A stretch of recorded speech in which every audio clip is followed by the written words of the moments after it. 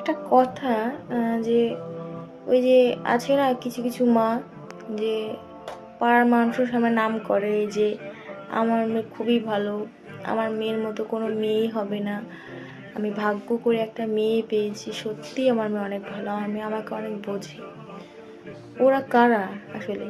না মানে আমার বাড়ি তো আমারও মা আছে, আসলে ব্যাপারটা বুঝতে পারি না। মা, আমার মা কেন জানি না আমাদের নাম করে না।